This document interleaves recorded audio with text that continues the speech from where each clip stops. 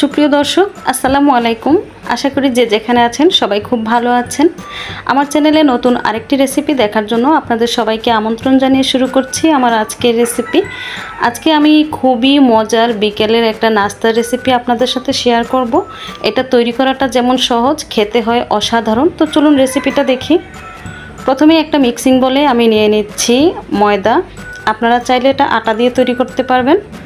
দিয়ে দিচ্ছি স্বাদ মতো লবণ, আর দিয়ে দিচ্ছি রান্নার রেগুলার তেল। এখানে 2 টেবিল চামচ তেল দিয়েছি। এখন এই তেলটা খুব ভালো করে ময়ান করে নেব ময়দার সাথে। তেলটা ময়ান করা হয়ে গেলে নরমাল পানি দিয়ে সফট একটা ডো তৈরি করে নেব। ডোটা খুব বেশি নরমও করা যাবে না, আবার খুব বেশি শক্তও করা যাবে না, ঠিক এরকম একটা ডো তৈরি করে নিতে হবে।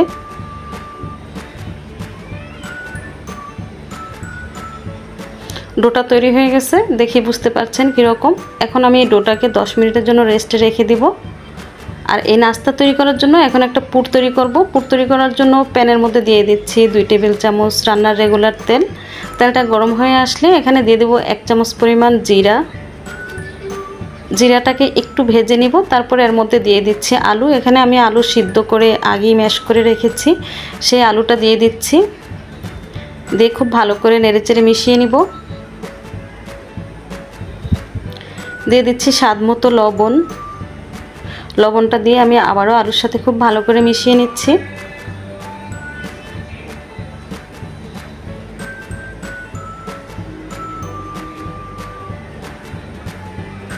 এখন এর মধ্যে দিয়ে দিচ্ছি চিকেন। আমি এই চিকেনটা আদা রসুন আর গোলমরিচ দিয়ে সিদ্ধ করে নিয়েছি। তারপরে এই চিকেনটা দিয়ে দিচ্ছি এখানে।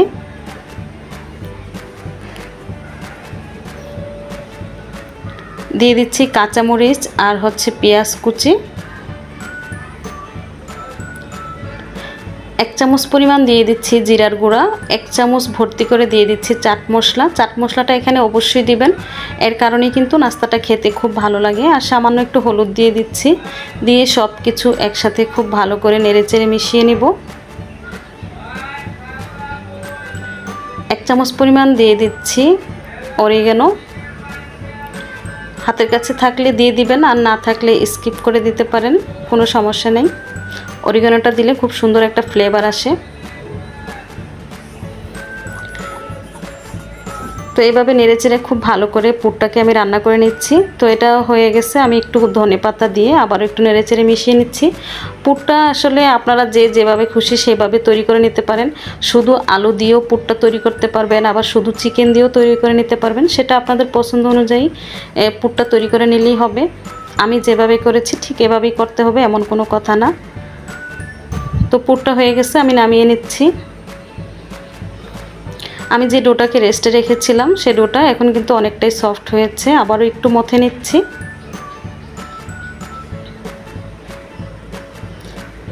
এখন এই ডো থেকে আমি একটু করে ডো নিয়ে নিচ্ছি।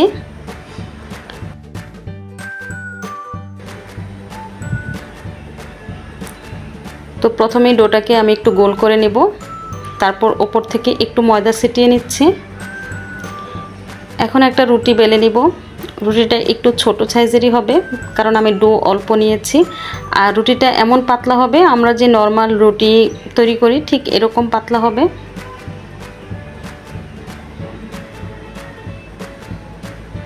রুটি বেলা হয়ে গেছে। এখন এর মধ্যে আমি দিয়ে দিব পুর। আমি যে পুরটা তৈরি করেছি সেই পুরটা দিয়ে দিচ্ছি। মাঝ বরাবর পুরটা দিয়ে দিতে হবে।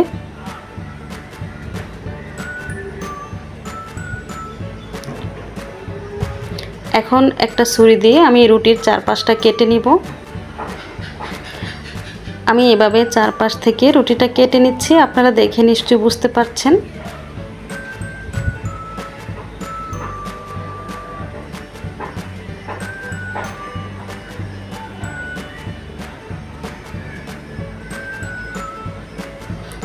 তারপর এই রুটির চারপাশে একটু পানি লাগিয়ে নিব, তাহলে সিল করার পর আর খুলে যাবে না, তাই একটু পানি লাগিয়ে নিতে হবে।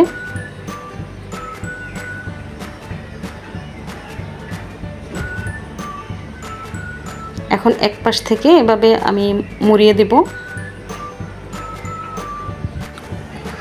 আপনারা দেখে নিশ্চয়ই বুঝতে পারছেন আমি কিভাবে নাস্তাটা তৈরি করছি। খুবই সহজ।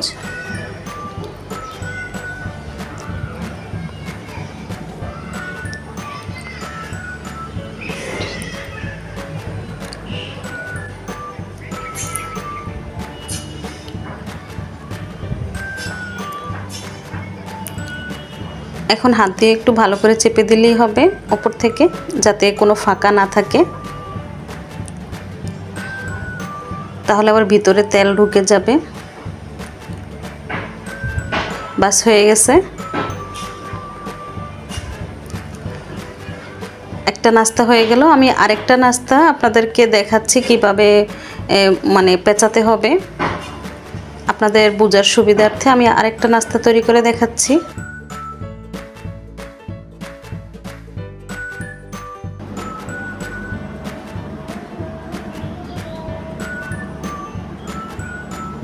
এই নাস্তাগুলো তৈরি করাটা কিন্তু একদমই সহজ।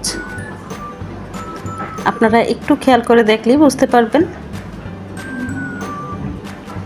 বাস তৈরি হয়ে গেছে। এভাবে আমি সবগুলা নাস্তা তৈরি করে নিয়েছি। এটা দেখতে দেখেন কতটা সুন্দর হয়েছে। তো এই তো আমি সবগুলা নাস্তা তৈরি করে নিয়েছি। এখন এগুলো ভেজে নেব। তো চুলায় একটা কড়াইতে আমি তেল গরম করে নিয়েছি। তেলটা যখন খুব ভালো করে গরম হবে তখন একে একে নাস্তাগুলো দিয়ে দিব। চুলার আঁচটা মিডিয়াম রেখে তারপর এই নাস্তাগুলো ভেজে নিতে হবে। চুলার আঁচ কিন্তু কোনোভাবে বাড়িয়ে এগুলো ভাজা যাবে না, তাহলে কিন্তু এগুলো উপর থেকে কালার চলে আসবে আর অতটা ক্রিস্পি হবে না। তাই চুলার আঁচ মিডিয়াম রেখে তারপর এই নাস্তাগুলো ভেজে নেব। নাস্তাগুলোর মধ্যে খুব সুন্দর একটা কালার চলে আসছে। আমি এই নাস্তাগুলো নামিয়ে নিচ্ছি। তেলটা খুব ভালো করে ঝরিয়ে তারপর নাস্তাগুলো নামিয়ে নেব। রেসিপিটা আপনাদের কাছে যদি একটু ভালো লেগে থাকে তাহলে প্লিজ একটা লাইক দিয়ে দিবেন। তো আমি এখন এই নাস্তাগুলো নামিয়ে নিচ্ছি। ভাজা হয়ে গেছে। তেলটাকে একটু ভালো করে ঝরিয়ে তারপর নামিয়ে নিচ্ছি। দেখুন নাস্তাগুলো দেখতে যেমন সুন্দর, খেতে কিন্তু তার থেকেও বেশি মজা হয়েছে। আপনারা বাসায় ট্রাই করবেন, ইনশাল্লাহ খুবই ভালো লাগবে। কারণ নাস্তাগুলো একদমই ক্রিস্পি, সস দিয়ে খেতে কিন্তু অসাধারণ লাগে। তো আমার এই চ্যানেলে আপনারা যদি নতুন নতুন এরকম ভিডিও পেতে চান তাহলে অবশ্যই আমার চ্যানেলটাকে সাবস্ক্রাইব করে পাশে থাকা বেল আইকনটি অন করে রাখবেন। তাহলে আমি যখনই কোনো নতুন ভিডিও আপলোড দিব সাথে সাথে নোটিফিকেশন আপনাদের মোবাইলে চলে যাবে। তো আজকের মতো বিদায় নিচ্ছি। সবাই ভালো থাকবেন, সুস্থ থাকবেন, নিরাপদে থাকবেন। আল্লাহ হাফেজ।